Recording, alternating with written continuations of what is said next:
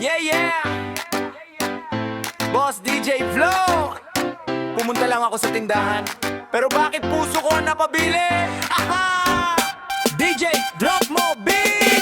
Pumunta lang ako kila Aling Nena, bibili sana itlog saka instant na kape pa. Pagpasok ko biglang bumagal eksena, may babaeng nakaupo parang bidang artista. Mahambuhok naka-ponytail pa, nakapik na short saka puting tsinelas pa. Ako naman napahinto parang estatwa, yung hawak kong suka nahulog sa sahig hala. Sabi ni Aling Nena, hoy iho anong sayo? Sabi ko ate pabili pong Milo, pero mata ko nakatutok sa pamangkin mismo. Parang nalawat first ay kahit pawis na pawis ako. Namulat tenga ko parang may lagnat, biglang bumilis tibok parang may nagrarapbal. Di ko malaman kung aalis o tatambay, kasi pag ngumiti siya parang okay na buhay. Bakit ganito? Parang may magic, isang tingin lang nawawala logic. Simpleng tindahan naging romantic, tapos ako mukhang sabog at panik.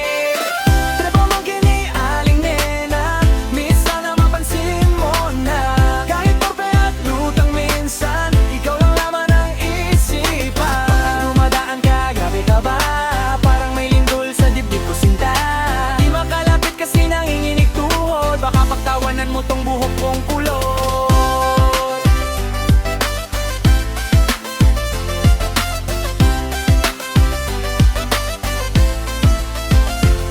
Nagpapanggap akong bibili araw-araw, kahit toyo namin sa bahay 10 bote na raw. Nanay ko nagtataka ba't puro kasuka, di niya alam si ate dahilan ng drama. May isang araw bumili pa ko noodles, kahit kakakain ko lang ng 2 balls. Tapos sabi ng nanay ko, anak ano meron? Sabi ko ma-emergency, kailangan laki may beef flavor. Minsan nag-practice pa ako sa salamin, hi miss, pwede bang ikaw na lang ang akin? Pero pag nandyan ka nawawala bigla, English ko nagiging aha, teka muna.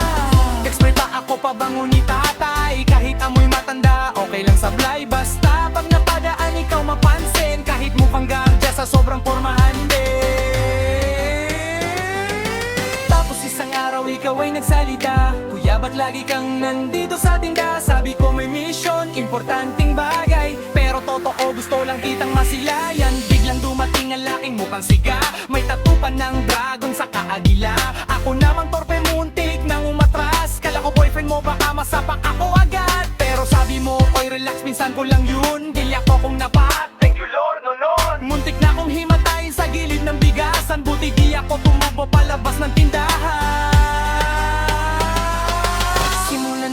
Mas naging close tayo, tuwing bibili ako lagi mo kong asarero. Kuya ubos na naman milo nyo, sabi ko oo, mabilis kasi ako magkape bro.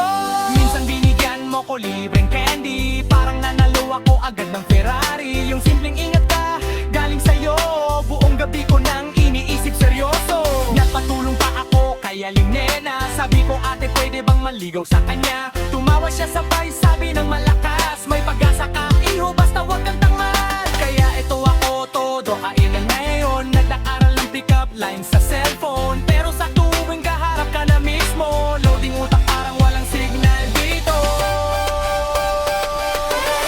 Di pa man kini Aling Nena, ikaw ang dahilan ng kaba. Simple mong ngiti panalo na, kahit torpe ako sana mapansilim na. Nandyan ka nawawalaan ko, parang lahat ng problema kayang suntok. Sa tindahan mo ako napapagpag, kahit wala naman talagang kailangan agaw. Pabili pong shampoo, anong brand? Ikaw.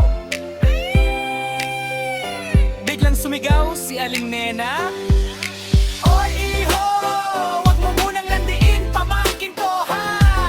Ako naman napayo ko sabay tawa, habang si ate pigil na pigil.